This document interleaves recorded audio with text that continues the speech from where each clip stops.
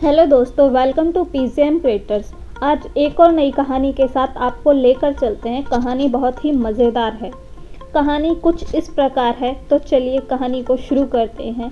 कुछ लोगों को अपनी शक्तियों का अंदाज़ा कभी नहीं होता और वह दूसरों की बातों में आ जाते हैं। यह मोटिवेशनल स्टोरी कुछ ऐसी ही है जिसको सुनकर आपका विश्वास खुद पर 4 गुना बढ़ सकता है।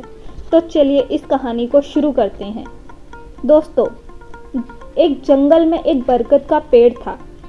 उस पेड़ के ऊपर एक चील घोंसला बनाकर रहती थी, जहां उसने अंडे दे रखे थे।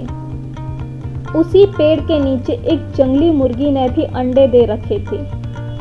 एक दिन उस चील के अंडे में से एक अंडा नीचे गिरा और मुर्गी के अंडे में जाकर मिल गया।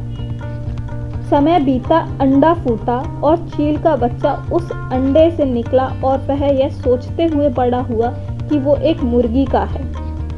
वो मुर्गी के बाकी बच्चों के साथ बड़ा हुआ। वह उन्हीं कामों को करता जिन्हें एक मुर्गी करती है।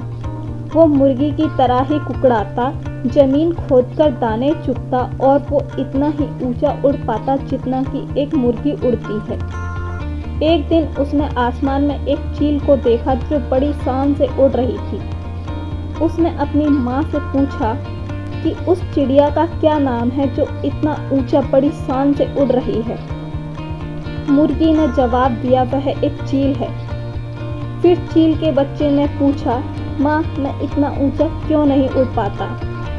मुर्गी बोली, तुम इतना ऊंचा इसलिए नहीं उड़ पाते क्योंकि तुम एक मुर्गे हो।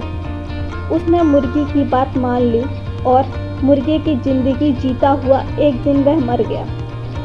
तो दोस्तों, इस कहानी से हमें यह सीख मिलती है कि जो भी हम सोचते हैं या कुछ नया करने की कोशिश करते हैं तो दूसरे हमें यह कहकर रोक देते हैं कि तुम ऐसा नहीं कर सकते, ऐसा नहीं हो सकता, और हम अपना इरादा यह सोचकर बदल लेते हैं कि वाकई में यह नहीं कर सकते और हार मान लेते हैं।